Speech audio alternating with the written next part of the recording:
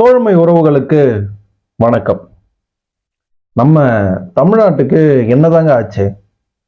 Election முடிஞ்சது, ரிசல்ட்டும் வந்துச்சு, யாரு பெரும்பான்மை அப்படின்னு மக்கள் எல்லாருக்குமே தெரிஞ்சிருச்சு.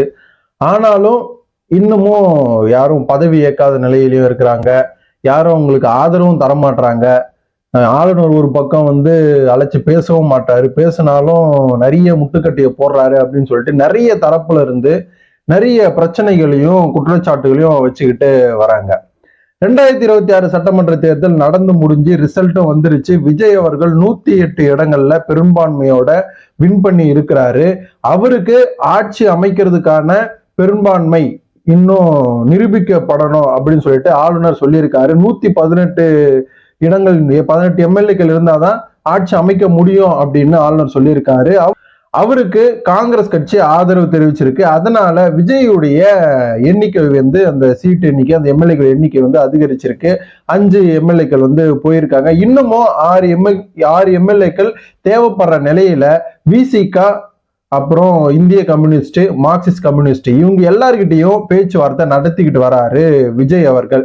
இன்னொரு பக்கம் நேத்து நைட்ல இருந்து ஒரே பரபரப்பு, எல்லா சேனல்லையும் பிரேக்கிங் நியூஸா போட்டுட்டு இருக்காங்க. என்ன அது பிரேக்கிங் அப்படின்னா, தமிழக வரலாற்றிலேயே இதுவரை முதல் முறையாக திரைக்கு சில மாதங்களேயான புதிய ஒரு அரசியல் திரைப்படம் அப்படிங்கிற மாதிரி திமுகவும் அதிமுகவும் கூட்டணி வச்சு இபிஎஸ் முதல்வர் ஆக்கிட்டு பின்னாடி டிஎம்கே வேலை செஞ்சு தாவேக்காவை காலி பண்ணணும், நாங்க தான் ஆட்சி அமைக்கணும், திராவிட கட்சிகள் தான் ஆட்சி அமைக்கணும், அமைக்க போகுது அப்படின்னு சொல்லிட்டு ஒரு புரளியை கிளப்பி விட்டுருக்காங்க. அதுக்கு ஏத்த மாதிரியே திமுக தலைவர் ஸ்டாலின் அவர்கள் என்ன பண்ணியிருக்காங்கன்னா, அவங்களுடைய எம்எல்ஏக்களோட, வெற்றி பெற்ற எம்எல்ஏக்களோட ஒரு மீட்டிங் அரேஞ்ச் பண்ணாரு. அந்த மீட்டிங்ல தீர்மானம் நிறைவேற்றிருக்காங்க. எல்லா அரசியல் வரலாற்றை எடுத்து பார்த்தோம்னா இந்த மாதிரி ஒரு தீர்மானம்லாம் இருக்காது. அது என்ன தீர்மானம் அப்படின்னா, எல்லாருமே எல்லா எம்எல்ஏக்களுமே சென்னையில தான் இருக்கணும், தலைமை எப்போ கூப்பிட்டாலும் எல்லா எம்எல்ஏக்களும் உடனே வந்துடணும், அது மட்டும் இல்லாம தலைமை என்ன முடிவு எடுத்தாலும் எல்லாருமே அதுக்கு கட்டுப்படணும் அப்படின்னு திமுக தலைவர் ஸ்டாலின் அவர்கள் சொல்லியிருக்காரு. இது மட்டும் இல்லாம இந்த சைடு பார்த்தோம்னா அதிமுகவுடைய எம்எல்ஏக்கள் பாதி பேர் சி.வி. சண்முகம் தலைமையில புதுச்சேரியில ஒரு ஹோட்டல்ல தங்கியிருக்காங்க. அவங்கள பாக்குறதுக்காக எடப்பாடி பழனிசாமி அவர்களும் போறதா ஒரு தகவலும் வெளியாகுது. இப்படி திராவிட கட்சிகள் மாத்தி ஒரு மீட்டிங் அரேஞ்ச் பண்ணி அவங்களுடைய எம்எல்ஏக்களை தக்க வச்சுக்க பாத்துக்கிறாங்க. அது மட்டும் இல்லாம கூட்டணி கட்சிகளையும் எப்படி நம்ம தக்க வச்சுக்கணும், விஜய்க்கு ஆதரவே தரக்கூடாது யாருமே, நம்மளே இருக்கலாம், தேர்தல்லாம் ஒரு தடவையா வரப்போகுது, இன்னும் 5 வருஷம் கழிச்சா வரப்போகுது இல்ல, அதுல நம்ம எல்லாரும் ஒன்னா சேர்ந்து வேலை பார்க்கலாம் அப்படிங்கிற மாதிரியும் சொல்லப்படுறதா ஒரு தகவல் வெளியாகுது. இதனால விஜய் பதவி ஏற்கிறது ஒரு கேள்விக்குறியாதான் இருக்கு. அது மட்டும் இல்லாம திமுக அதிமுக இவங்க 2 பேர் ஜாயின் பண்ணிட்டாங்கன்னா விஜய் காலி பண்றாங்க, விஜய அதுக்கப்புறம் ஆட்சிக்கு வர முடியாத அளவுக்கு பண்ணிடுவாங்க அப்படின்னு சொல்றாங்க. ஆனா இவங்க 2 பேர் ஜாயின் பண்ணாலே நிறைய ஒரு கருத்து முரண்பாடுகள் இருக்கும். திமுகவுல விசிக, சிபிஐஎம், சிபிஎம் இவங்கெல்லாம் இருக்கிறாங்க. அதிமுகவுல பாஜக இருக்குது, பாமக இருக்குது. பாமக விசிக ரெண்டுத்துக்கும் செட் ஆகுமா? ஆகாது. பாஜக திமுக, அதுக்கப்புறம் திமுக கூட பாஜக ஏத்துக்கிறாங்கன்னு வச்சுங்களேன். சிபிஐ இந்திய கம்யூனிஸ்ட் கட்சியும் மார்க்சிஸ்ட் கம்யூனிஸ்ட் கட்சியும் இருக்காங்க, அவங்க எப்படி பாஜக ஏத்துப்பாங்க? இப்படி நிறைய கேள்விகள் இருக்கு. அது மட்டும் இல்லாம எடப்பாடி பழனிசாமி தான் முதலமைச்சர் அப்படின்னு வரும்போது திமுகல எத்தனை பேரு அவரை ஏத்துப்பாங்க அப்படிங்கிற ஒரு விஷயமும் இருக்குது. இது எத்தனை நாளைக்கு நீடிக்கும், அப்படியே தலைமையேற்று பொறுப்பேற்றா எத்தனை நாளைக்கு நீடிக்கும் அப்படிங்கிற ஒரு விஷயமும் பார்க்கப்படும். அதனால இது ஒரு புரளியாவும் இன்னும் அதிகாரப்பூர்வமா அவங்க தரப்புல இருந்து எதுவுமே சொல்லல. ஆனா விஜய் அவர்கள் ஆட்சி அமைக்கிறதுக்கு இன்னும் 6 எம்எல்ஏக்கள் தேவை. அதுக்காக விஜய் அவர்கள் திருமாவளவன் அவர்கள்கிட்ட நேரடியாக பேசியிருக்காரு, ஆதவ அர்ஜுனா பேசியிருக்காரு. அது மட்டும் இல்லாம சிபிஐ கிட்டையும் சிபிஐஎம் கிட்டையும் பேசிட்டு வராங்க. ஆனாலும் எல்லாருமே விஜய்க்கு நாங்க ஆதரவு தரமாட்டோம், அங்க மதசார்பற்ற முற்போக்கு கூட்டணியான திமுக கூட்டணியில தான் இருப்போம் அப்படின்னு யாருமே சொல்லல. எல்லாருமே நாங்க இன்னும் 2 தினங்களை முடிவு பண்ணிட்டு சொல்றோம், இன்னும் செயற்குழு கூட்டல, செயற்குழு கூட்டிட்டு நாங்க சொல்றோம், நாங்க வந்து நல்ல முடிவு எடுக்கணும், நாங்க முடிவு எடுத்துட்டா சொல்ல முடியும் அப்படின்னு தான் பேசுறாங்களே தவிர யாருமே விஜய் கூட நாங்க கூட்டணி வைக்க மாட்டோம் அப்படின்னு சொல்லிட்டு தீர்க்கமா சொல்லல. இதனால தமிழக அரசியல் வந்து ரொம்பவே பரபரப்பா போயிட்டு இருக்குது. ஆளுநர்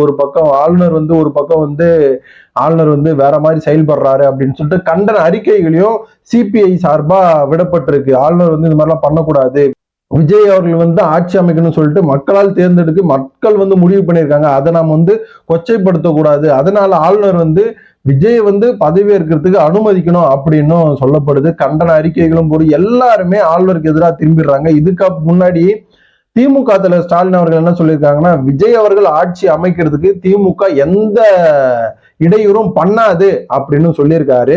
அவர்கிட்ட ஒரே ஒரு கோரிக்கை தான், அது என்ன அப்படின்னா, நாங்க சில நலத்திட்டங்கள் கொண்டு வந்தோங்க இல்லையா, அதை நீங்க அப்படியே ஃபாலோ பண்ணோம், அது கேன்சல் எல்லாம் பண்ணக்கூடாது, அதை மட்டும்தான் திமுக தலைவர் ஸ்டாலின் அவர்கள் வலியுறுத்தி இருக்காரு.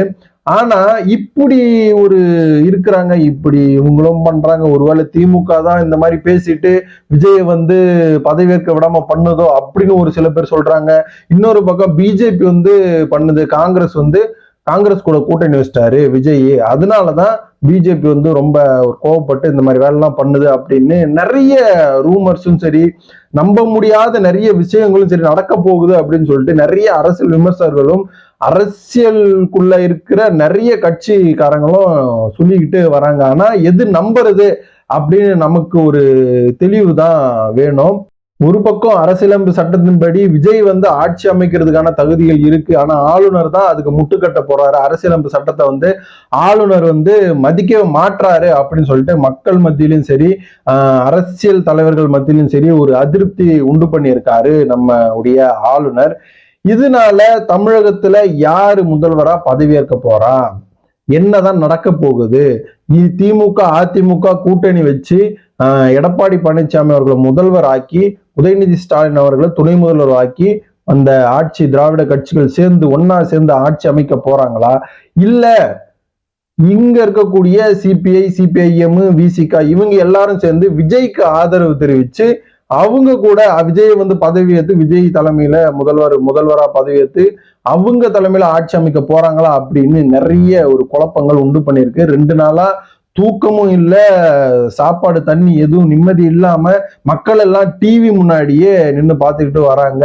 இதற்கு என்னதான் முடிவு அப்படின்னு சொல்லிட்டு இன்னும் கூடிய விரைவில் தெரியும் அப்படின்னு அரசியல் விமர்சகர்கள் வந்து சொல்றாங்க. தாவேகா தான் பெரும்பான்மையை காட்டி ஆட்சி அமைக்க போகுதா, இல்ல திமுக அதிமுக இவங்க 2 பேரும் சேர்ந்து ஆட்சி அமைக்க போறாங்களா, திராவிட கட்சிகளும் சேர்ந்து ஆட்சி அமைக்க போறாங்களா அப்படின்னு சொல்லிட்டு பொறுத்திருந்து பார்ப்போம். உங்களோட கருத்துக்களை கமெண்ட் பாக்ஸ்ல கமெண்ட் பண்ணுங்க. நன்றி, வணக்கம்.